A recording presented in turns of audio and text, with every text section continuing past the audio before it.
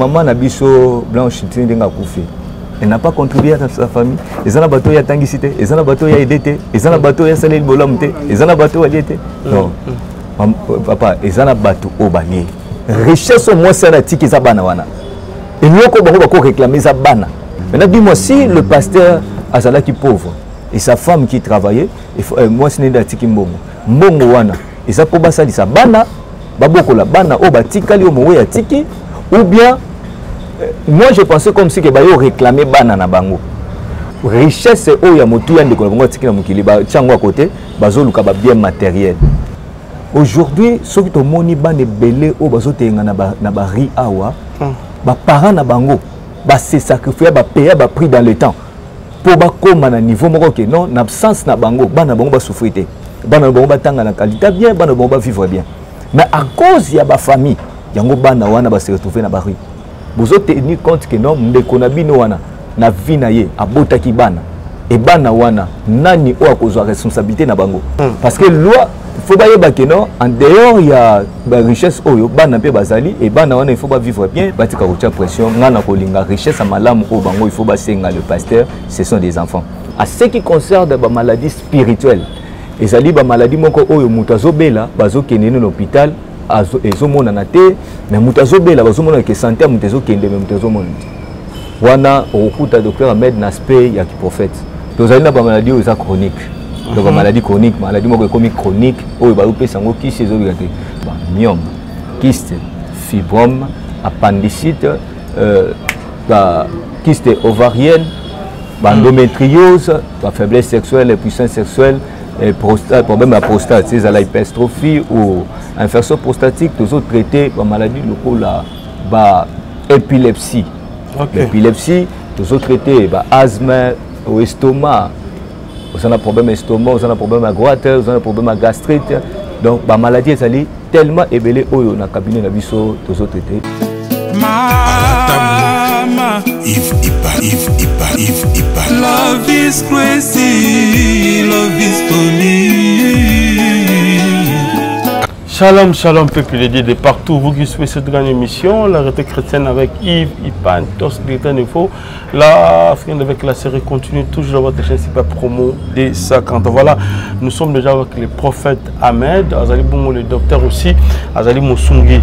Il y a peuple congolais, côté Bonzambe, spiritualité aussi, Azali Wana Pona Kosunga Biso, na problème na Biso, ben, aïe, lelo.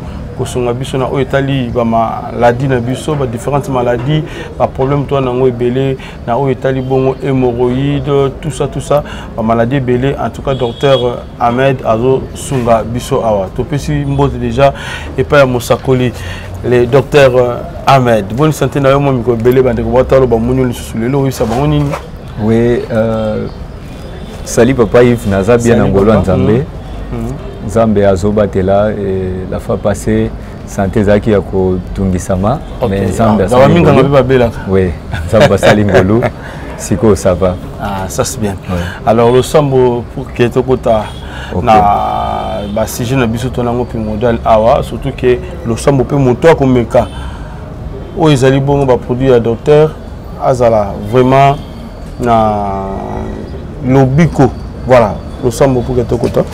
Père céleste, au nom de Jésus, je te loue et je te glorifie. Merci Seigneur Jésus-Christ. Gloire et louange à toi Saint-Esprit, les communicateurs indispensables de la grâce.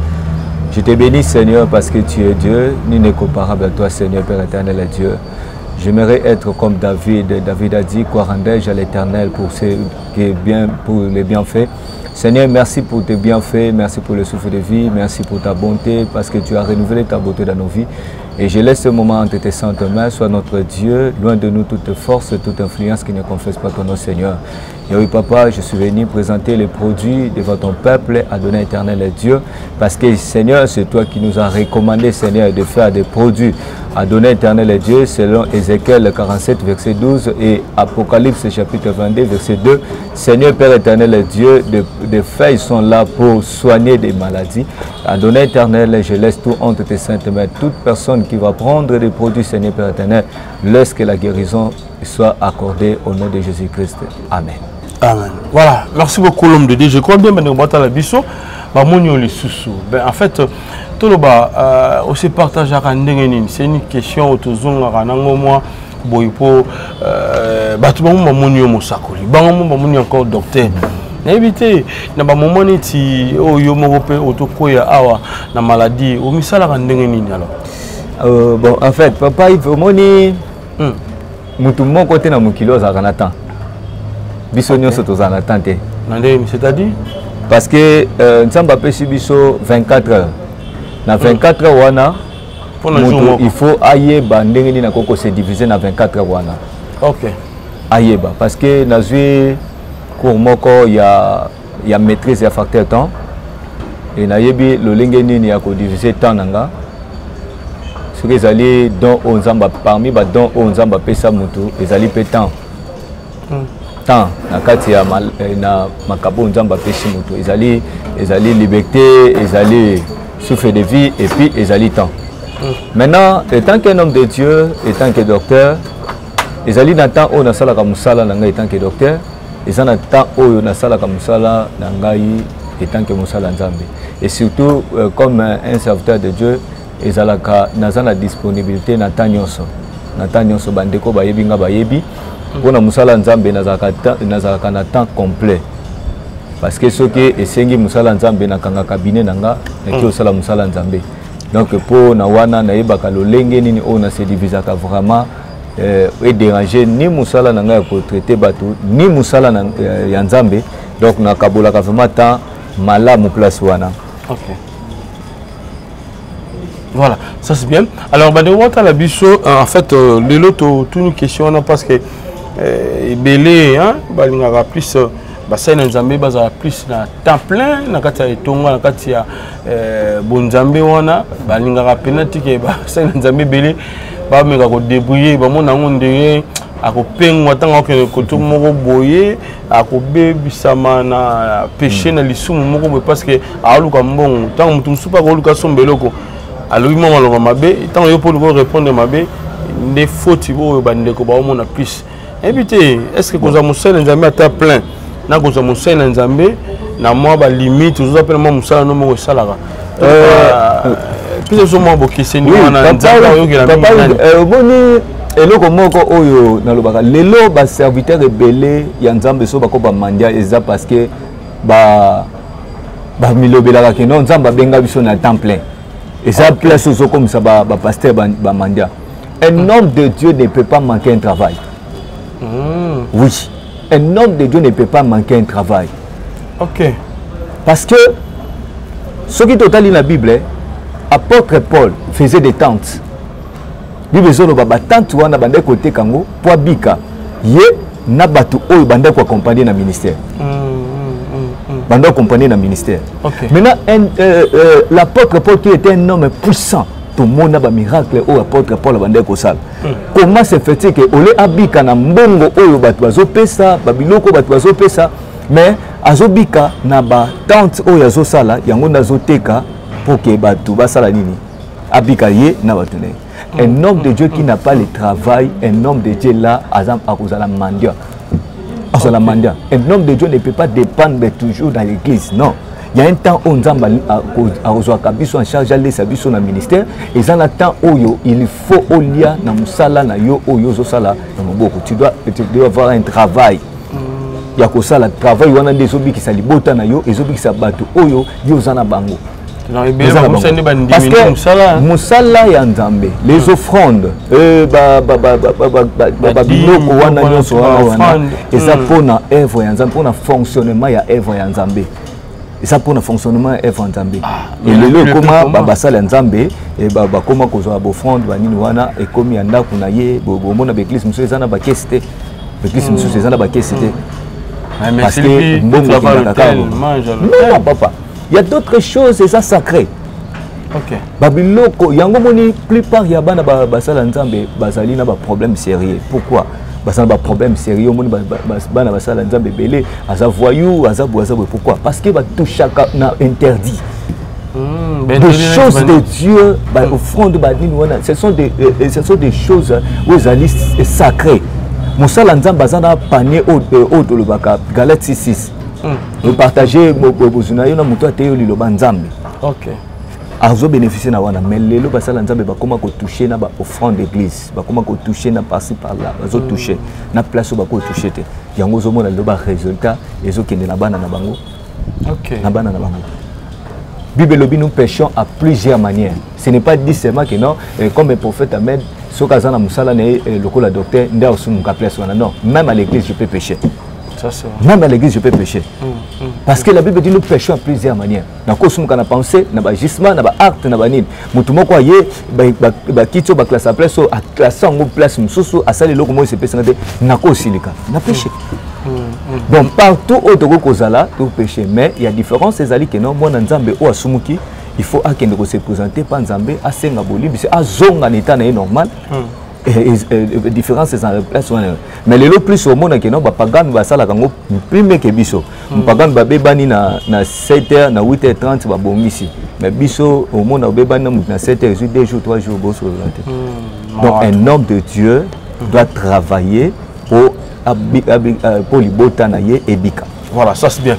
Maintenant nakaya papa na biso Marcelo Tunasi tomoni belle famille baye ko réclamer plus bloc oyo ndeko na bango atikaka na libala après sa mort ezalaka boye bandeko bako bengisa famille soit kolo mwasi bete kolo mobala ko bengisa famille abimisi bloc ndeko bandeko bazui oyo bako kozwa soki basengi bazwa nyonso bakena so bakozwa ndambo bazui ndambo ke mais famille zo réclamer belle famille zo réclamer eloko moko te ya ser na bango batikali kozwa après juste kokunda ndeko na bango na éviter yo posa marié na mon nous a marié l'homme de Dieu le prophète. OK alors likambo yo bosala ngondenge ni na réseaux sociaux to moni et comme na ba analyse be missionnaire te makambe bele nakana yo analyser vraiment nakana ngai eloko moko na koloba l'homme de Dieu a totalement raison parce que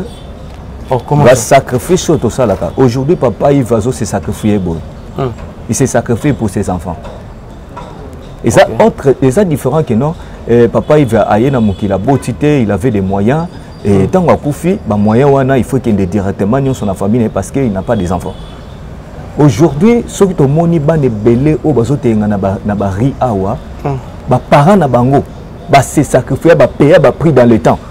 Pour bakoma na niveau moko que non en absence na bango bana bango ba souffrir te bana bango ba tanga na qualité bien bana bango ba vivre bien mais à cause ya ba famille yango bana wana ba se retrouver na bari yango bana wana ba se retrouver na banzela pona nini famille tango bazoya ndeko na biso mutu a souffrir ki pona biloko eza ba bien ndeko na biso bazwi yango nyonso tango bozo yango nyonso bozo tenir compte que non ndeko na bino wana na vie na ye abotaki bana et bana wana nani o akozwa responsabilité na bango nani o akozwa responsabilité na bango. Maintenant dis-moi si le pasteur azalaki pauvre et sa femme qui travaillait et moi ce n'est datiki mbongo wana et ça po basalisa bana babokola bana o batikali o mowe ya tiki ou bien moi je pensais comme si que bayo réclamer bana na bango que bo pesa biso lokola ndeko na biso kufi yo oza mobali pesa biso bana to bokola bana.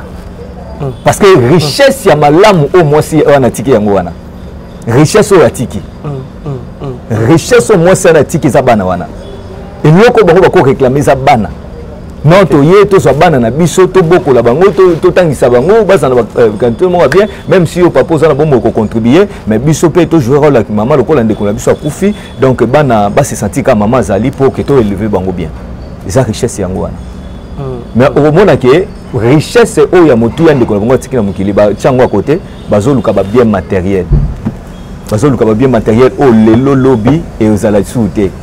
Mais l'homme de Dieu et ça les marabouts biso pétant donc vous fait la papa tout le monde bandegoni ba outil côté biso ouais des agriculteurs ya ba présenter biloko o eza ndeko na bango ya ba bango o ba singi bazwa et c'est normal ceux qui de quoi koufi mobile to moi si ba présenter ka ba biloko o azalaki nango et lelo plus bandeko monde ndenge se développa ndeko mutu nyonso o azali un peu élevé à dignité o ndeko azana mbongo na ye azalaka na avocat na ye au mona azuba bien na ye déjà à partager yango à partager déjà bien que non tant que jour na kokufa on se présenter boy famille na ngeko zota et bana na ngaba ko zo boye o boy pindenge à partager parce que tu évite mon kololiwa et yaka maintenant ce qui avocat zala quitter le pasteur doit présenter les choses et puis bango famille bakozwa o bakozwa et puis bana bakozwa oyo bakoki kozwa maintenant to bosana te l'état la biso azali parce que ça la loi mususu o elobelaka pe makambu wana. OK. Maintenant notre loi il y a RDC elobelaka nini. Maintenant il faut pas qu'il y ait des procédures il y a loi. Parce que loi il faut pas yeba que non en dehors il y a ba richesse oyo bana pe bazali et bana wana il faut pas vivre bien bana il faut pas zala boy. Mais tam ça lotala ba valeur ya ba biloko oyo ye peut-être la boy mta sombela moi aussi ba biloko mususu ezake mobali ba travailler dur na mwasi na ye. Va travailler dans les temps, va travailler dur. On ne sait pas. Bozui. Moi, si je suis na bozui, ou bien azaki na ngote. Et moi, si je suis boazaki bote, parce que va travailler bango mi balé na mobile, va biloko na bango zaki commun, ou basanza ki ba na coupe na bango ba ki no biloko oyo, le sali eza pona ba. Ndetinga na lobakango. Soko moninga na sombi lopango, ochano kutu na mutu te ke no lopango wana de comme ça kufa uzango. Pourtant on kufa mona ke bikan kombo lopango wana eza bana nanga, lokwa na boti na mukili. Eza bana nanga. Donc il y a tout te que obo bimisa bozwa zaki na ngobo tala pema boy ko mona bosite. C'est foutelo minerva ici au liapé. Mais maintenant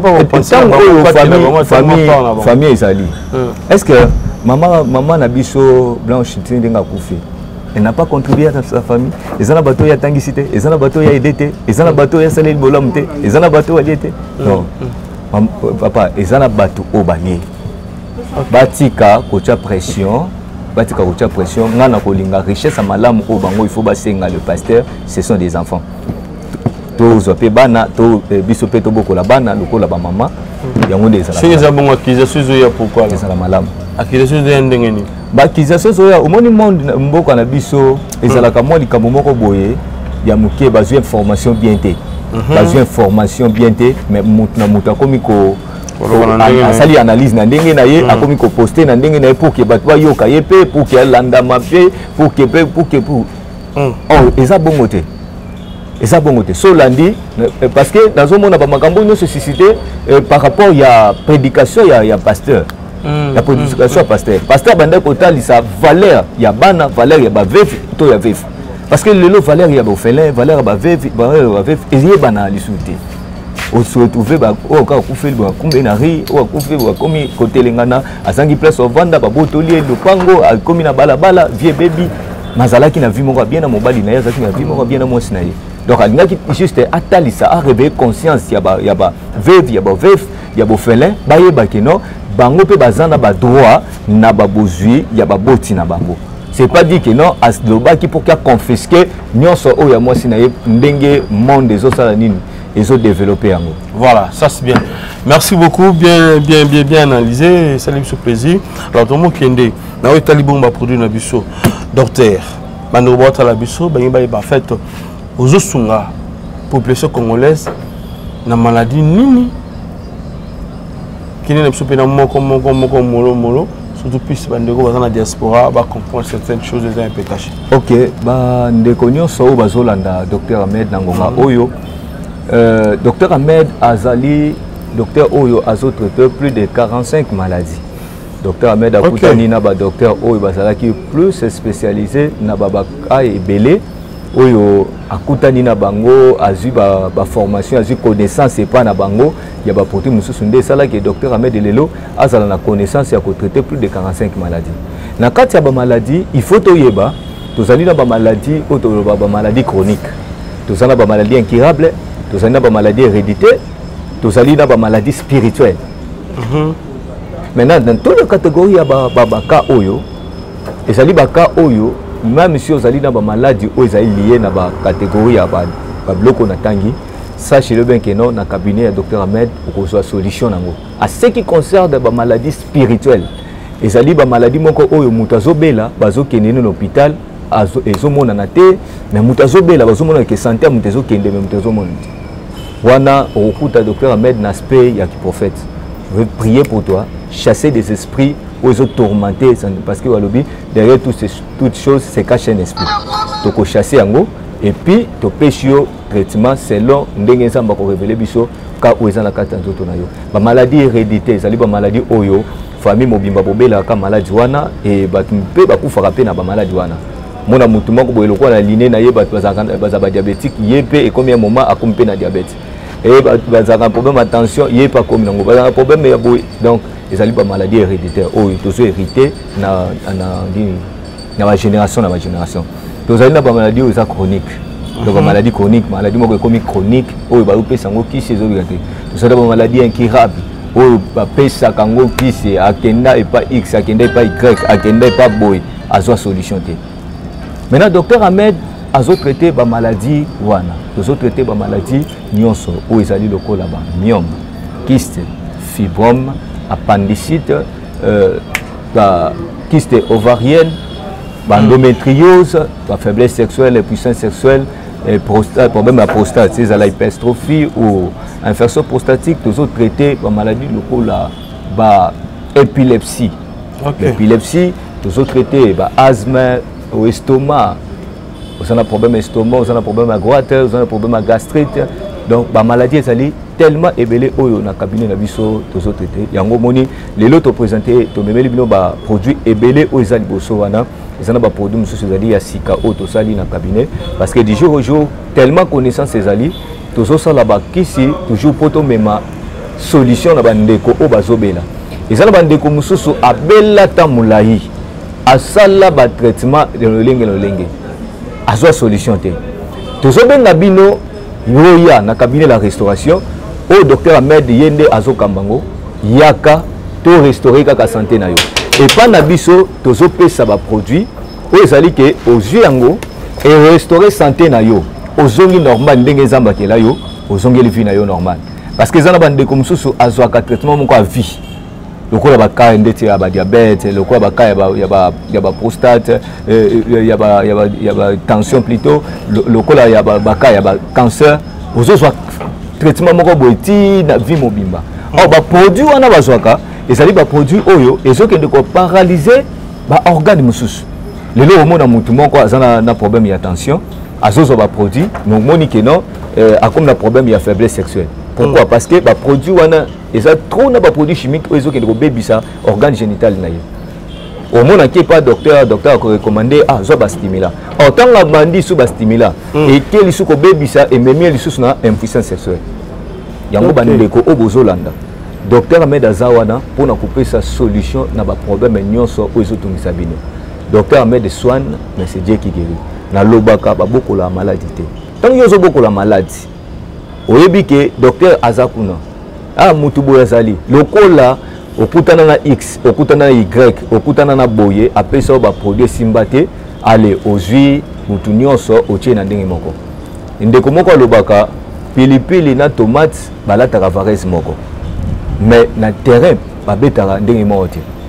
So lié tomate on comprend que on a tomate mais so lié pilipili peu importe taille nango on comprend vraiment on comprend que non on a la lisa pilipili donc toza wana bisonio soto bengami ba docteur mais il y a différence entre docteur et docteur na kata ba docteur msou il y a des commerçants ba commerçants bazali il y a des charlatans bazali un commerçant soka te qui yé a lobby molangi oyo $20 c'est un commerçant a calculer que non ndenge ça autant de bouteilles na obimisa boy.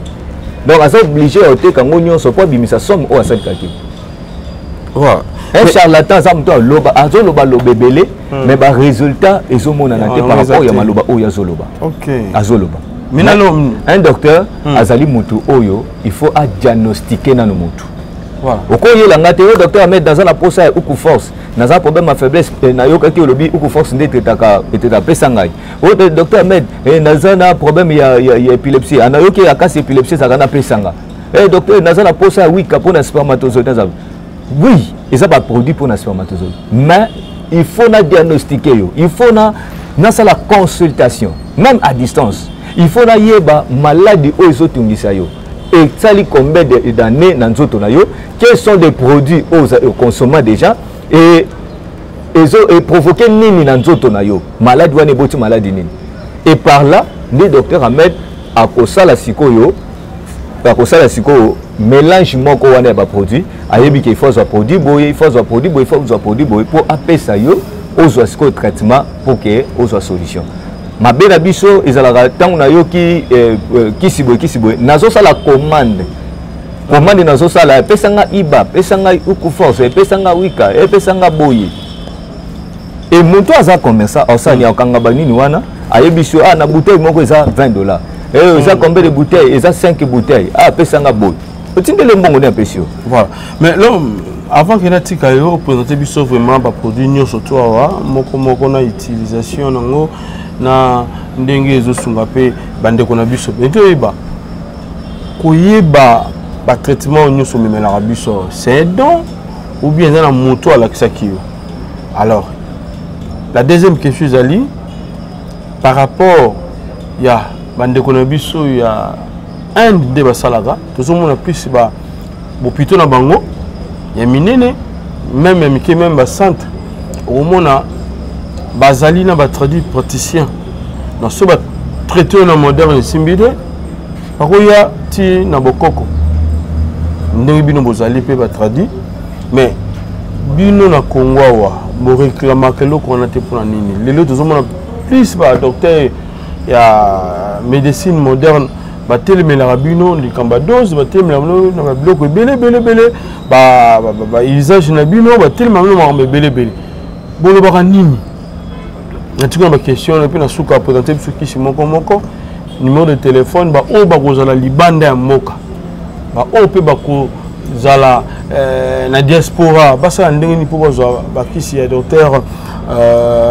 Ahmed le prophète aussi kisi ngani mingi Acacia Fox. Okay. On a pena mon combat. Voilà. Ok, merci beaucoup Papa Yves pour la question. Mon Papa Yves ils ont mérité et Yano. Et Yano el bosso la question au Papa Yves a lié aye ba connaissance oyo yakoye ba produit oyo et uti wapi. Première des choses kozala nangai docteur des vocation. Les vocation parce que depuis nazala mwana muke depuis nazala mwana muke baboti nanga banda komona déjà que mwana oyo akozala docteur. Pourquoi? Parce que na banda kopesa aspect wana déjà soki tozo sakana banda ko nga plus nazala docteur et nazala musala nzambe et ça deux places on banda ko vanda bien on banda ko sala et baboti nanga lokola baboti nyonso bazana vision ya koyeba bana nde esalaki ke ba orienter ngai na lolenge oyo bande komona ba vocation nzamba bengeli ngai ya kozala musali na ye et puis ya kozala médecin et ba orienter ngai na betide o esengeli. Et maintenant tango oyo nazui connaissance première connaissance ya bakisi oyo nazwango pa maman na ngai parce que c'est ma maman puis à son âme maman Suzanne yende mutu abandaki ko traiter batu na ba maladie ba ka oyo na ba produits traditionnels abandaki ko traiter batu et je voyais des gens babandaki ko uta de part et d'autre bazoya kozwa traitement et na bandaki ko mona tellement maman ça qui convaincu peu importe cas oyo lié aza convaincu que mutu akobika na biso soki bangi ezo bangisa biso mais au moins que ye moko mutazo traiter aza convaincu que mutu wana obika et na longo wana na kutani na ba docteur oyo ngai nazwi ba connaissance pas na bango ba connaissance oyo nazwi ndesali ke lelo na banda ko sala ba produit o ebele na banda ko traiter ba cas ebele et sali par là que nazwi connaissance ezali connaissance oyo et uti pas nzambe eza connaissance oyo bandeko o bazala ba sala musalo liboso na nga ba kisinga connaissance et plus ba kisinga na zoka mingi na ba vision de la zoka ba révélation ba kisinga ngai olali ozomona bazotalisa yo kisi boye tetaka maladi boye okepe na ndwango o se retrouver moni yango ozu yango sali former ndenge o isalaki. À ce qui concerne la deuxième question oyo papa Ivatuni concernant oyo lobamaka na médecine moderne ba kisaka no ba produit ezana ba dosete soko tali awa okomona awika ezali po na oligospermie ezali quantité ya muke ya spermatozoïde. Maintenant soko tali na simanango na mentionné wana le lenge nini moto akozwa yango akokonsome yango akokonsome yango vers moko na tongo ezali na bakisi mosusu awa lokola uku force consommation yango eza 1/4 ya vers na butu ezali kisi aux autres de faiblesse sexuelle maintenant soki moto ameli demi vers ya kisi o alekisi dose donc tant topesaka bato baproduit topesaka bango na badose eloko ezosala kaka keno médecine traditionnelle ezala na valeur te na mboka na biso malgré que médecine traditionnelle yango nde moto ezali mama ya médecine oyo tobenga moderne médecine ya mondele ezali parce que biso moko ba médecin traditionnel okoto obima nganzambe na bango koto ngaya na bango koto ngande na leki bango e bango nyonso bayebi te na Congo mobimba to na monde mobimba kisi ya maladie boy ezaka ke pananga mais on se retrouver ok côté docteur X okuté na kisi ya prostate ok pas Y okuté na kisi ya prostate mais ya lobi kaka ye moko na monde mobimba za nango ozomona babiloko bongo ndezomona siko keno ministère ya santé azomona biso nyonso toza ba charlatan azomona biso toza ba charlatan moyen médecine traditionnelle ezala considéré ezate so totali bakoko na biso médecine na mondele ezalate bakoko na biso babika na nini babika na kisi oyo mais pourquoi biso moko tant que na génération na biso to mukate to valoriser o bakoko na biso ba traiter la batu o bakoko na biso babika nango ezo valeur menga yuti ko simba point moko na Inde lelo soko kei omona ke ezali na médecine moderne ezali médecine traditionnelle soki moto ezala ndeko moko abelaka makasi tant batindi ekuna et tant ayo kozonga yebisinga lobi ba traiter ngai na médecine moderne simbité ba meminga na médecine traditionnelle bazo tia ba mélange ba kasa bazo couvrir ngai ba ilamba moko kilo vapeur ya moto on ezokota ngai ezobimisanga malade na biki bongo mais soko totali tant corona yaki tout ça là ba pratique wana ozu mélange ya makasa ozu mélange ya boyo salve pourquoi médecine moderne risquera quitter ko traiter malade wana c'était intervention médecine traditionnelle ozu ba mélange ya bakasa otie botumbi botokisi yango otie na cantine o finiki couverture et bandi ko beta vapeur wana bimisi ba maladie o batwande obeni pourtant sa efficacité ya médecine traditionnelle mais lelo soki ezoyebana te ezali parce que biso moko nde tolingi médecine traditionnelle et zala na niveau haut. Maintenant le bakeloko moko il faut hôpital moko de référence ya médecine traditionnelle lokola mama yembowana et zala na ville ya na province ya Kinshasa na capitale ya Kinshasa. Et ko salema avant na lekana mukili les gens bakobandoko longa de part d'autre ba ko zoba soin a na mboka na biso. Et j'ai loko moko kaka o soki ke biso moko ba médecin traditionnel to valoriser musala na biso l'état soka sali que batongo hôpital moko wana o za pona ba tradi au mona ke il y a certaines maladies eza maladie oyo ekoki ko zangela kisite parce que au kotambola nulle part ezala na poto ezala awa na Kinshasa nulle part bazala kisi ya épilepsie nulle part na médecine oyo tolobaka mondele même ye moko mondele na mboka na ye kisi wana ezate ezaba kisi oyo ezocalme mais au moins même ezocalme mutu azokontinue okoya mais na médecine traditionnelle ndeti epa nanga docteur Ahmed dans 10 jours pour na mikolo na 7 jours pour na bana mike esili mutu azongi normal ba produit ya ba tension ba produit ya ba diabète ezaka ka mutu azokonsommer ba produit mais soka na médecine traditionnelle ba soigner ye azongi normal donc bandeko o bozola ndanga de partout bozali docteur Ahmed a présenté bino ba produit yango ani zali boso na bino bengangai na plus 243 89 97 78 138 plus 243 89 97 78 138 wana zali numéro ya docteur Ahmed soit oye na cabinet zali na commune Ngaba cabinet la restauration eza na commune Ngaba na rue 15 numéro 119 arrêt la police référence ezali université à Charles Moutamutu soit école métro tozawana de lundi à samedi de 8h à 17h tozo yamba baka nyonso o bato bazo ela biso ndeko yakana kana yo na cabinet la restauration baka o to traitaka te soko ye nango to kotalisa yo ke no ka to traitaka te to orienter yo et pas mutu o toza na maîtrise na ye wa ko traiter yo obika na kawana Mais à ce qui concerne tous les cas oyo okukuta oroya nango tolobi ke etarango okukuta ba produit nango cabinet na biso eloko esala ka différence okomona ke ba produit ezawa nebele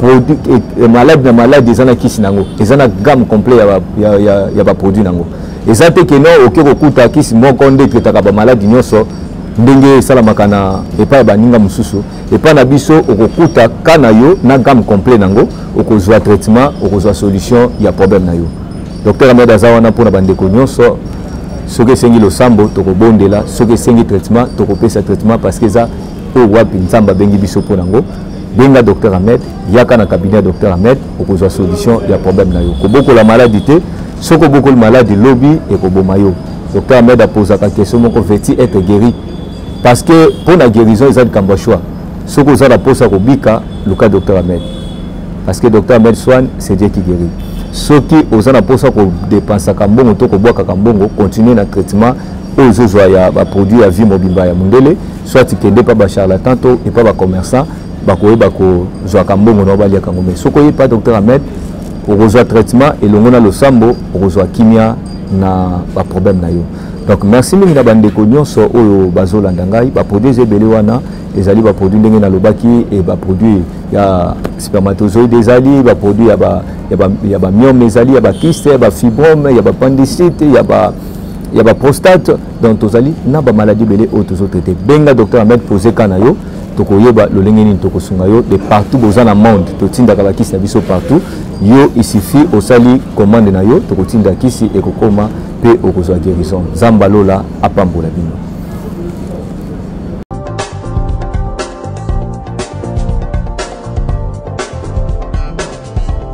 Pas question de vous tergiverser pendant vos longs et courts séjours à Kinshasa, la capitale congolaise.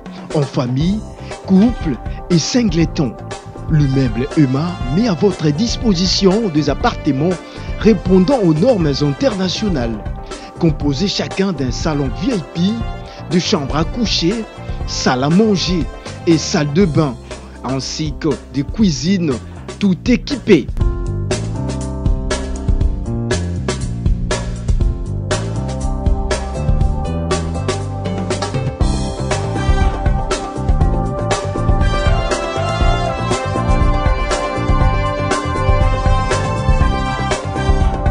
La connexion Wi-Fi en permanence. Pour les problèmes de coupures intempestives de courant électrique, un générateur disponible pour alimenter ces bijoux.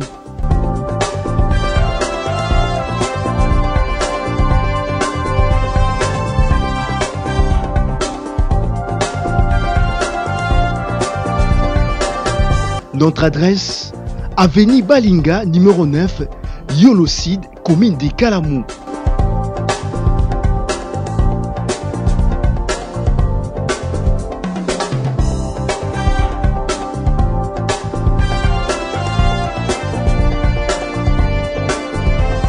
Pour plus d'informations, plus 44 74 66 38 44, plus 44 75 39 90 053, plus 243 82 31 46 488. Chez Emma, c'est les conforts.